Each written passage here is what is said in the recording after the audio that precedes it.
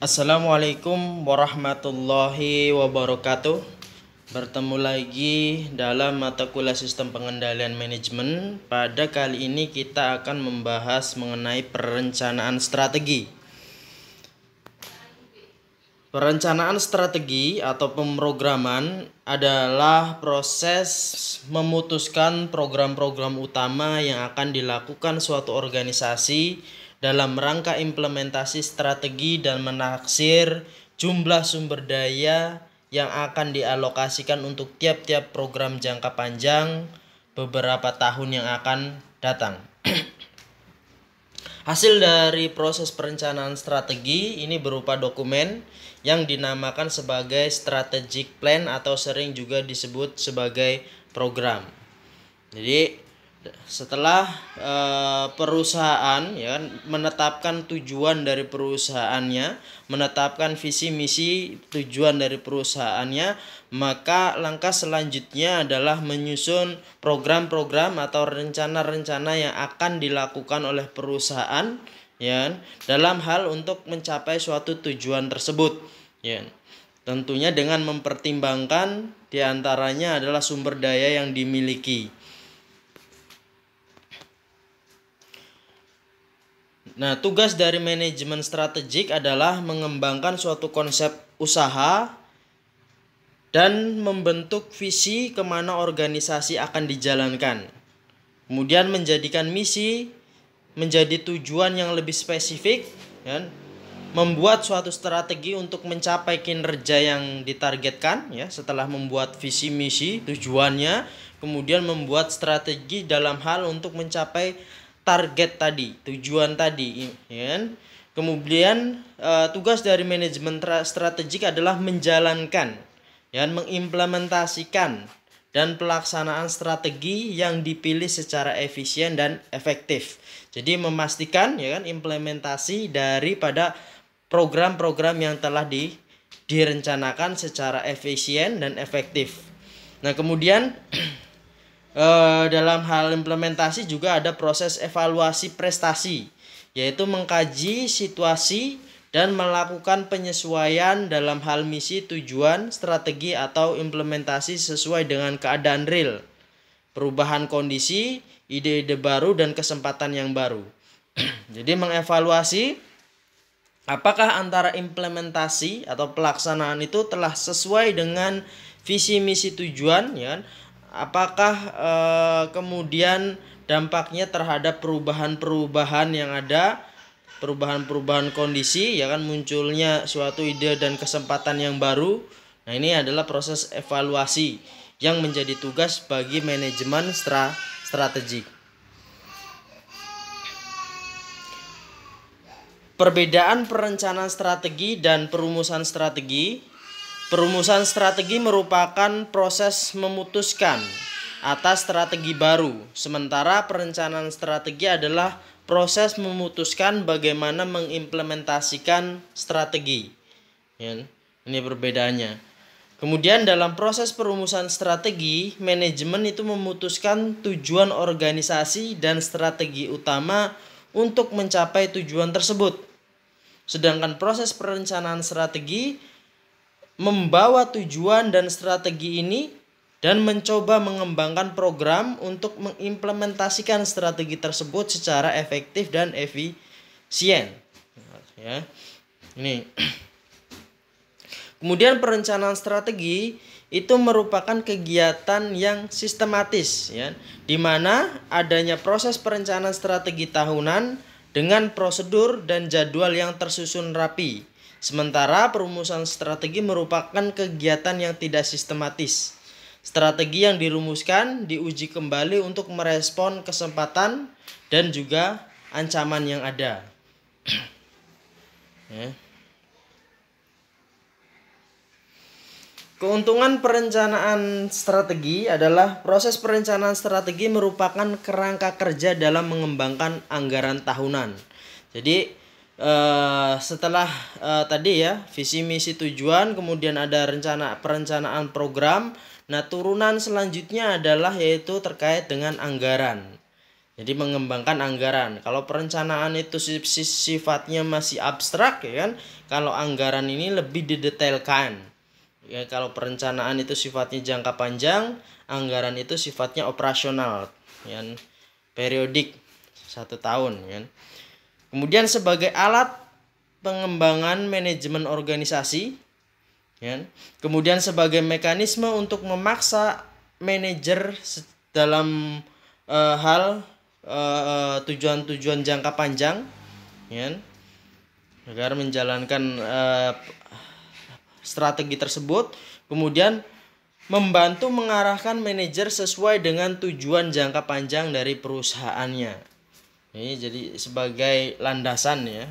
Jadi perencanaan strategi itu sebagai landasan bagi manajer untuk mencapai tujuan jangka panjang bagi perusahaan. Dan kemudian membantu berpikir secara eksplisit tentang tindakan jangka pendek yang diperlukan dalam menjalankan strategi jangka panjang. Kelemahannya adalah kegiatan perencanaan strategi bisa menjadi kegiatan yang bersifat rutin, birokratis yang mengurangi cara berpikir strategis. Ya, karena sudah dibatasi program-program yang harus dilakukan, harus dilaksanakan, sehingga seringkali perencanaan strategi menjadi sesuatu hal yang mengurangi cara berpikir strategis atau mengurangi inovasi, ya.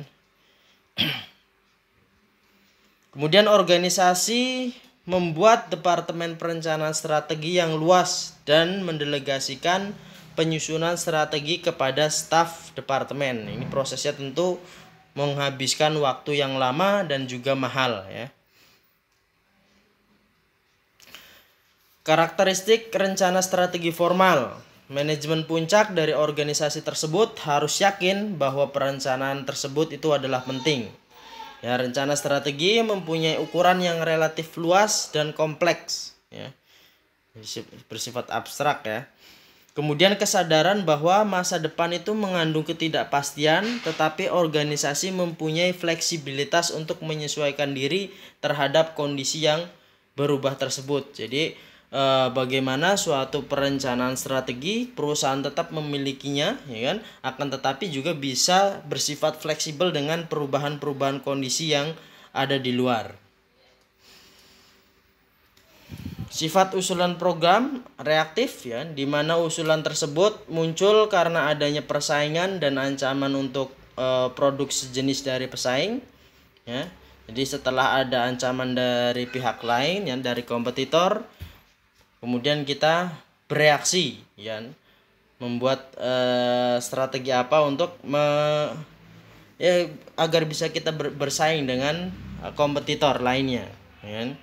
Ataupun kita bisa melakukan proaktif ya, karena adanya inisiatif untuk menggunakan kesempatan yang ada untuk membuat suatu produk yang baru, atau melakukan pengembangan produk ya kan, sehingga produk tersebut memiliki kekhasan ya kan, memiliki manfaat yang lebih ya, melakukan diferensiasi produk misalkan.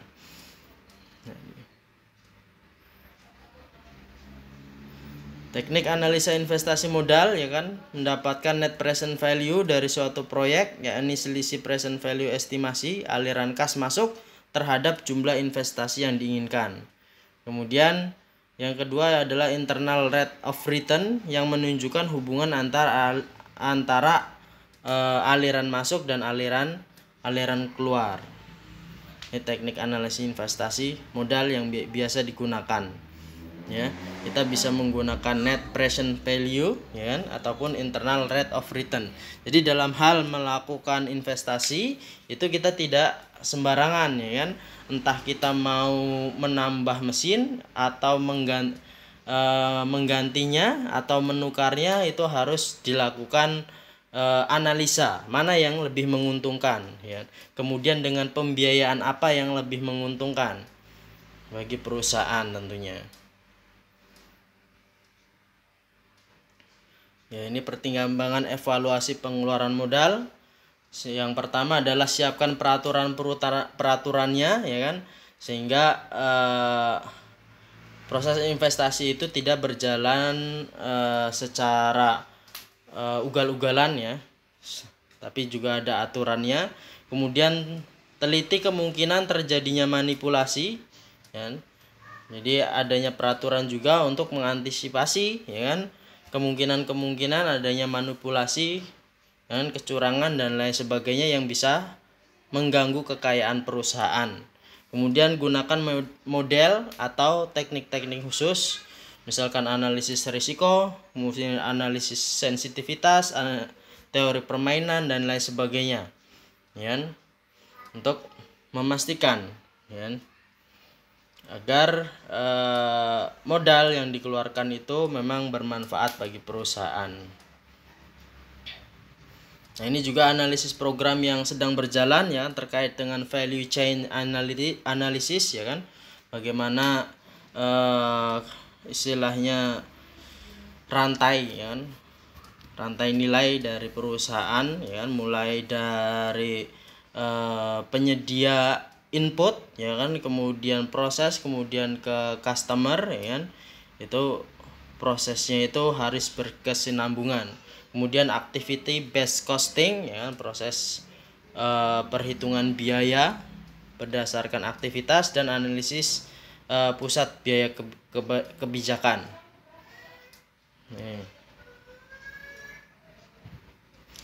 Proses perencanaan strategi, menelaah dan memperbarui rencana strategi tahun lalu, ya kan?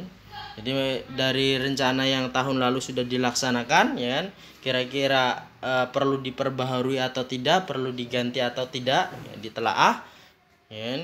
Kemudian memutuskan berdasarkan asumsi-asumsi dan pedoman, ya kan, berdasarkan hasil analisis, ya kan, yang dilakukan berdasarkan informasi yang didapat, ya kan, dari perusahaan atau baik dari pihak internal maupun pihak eksternal. Kemudian langkah pertama dari rencana strategi, ya kan, yang harus dilakukan, kemudian proses analisis, langkah kedua dari rencana strategi, kemudian review akhir dan persetujuan. Ini adalah proses-proses dalam perencanaan strategi. Ya, saya rasa itu materi yang bisa saya sampaikan pada kali ini. Terima kasih atas perhatiannya. Assalamualaikum warahmatullahi wabarakatuh.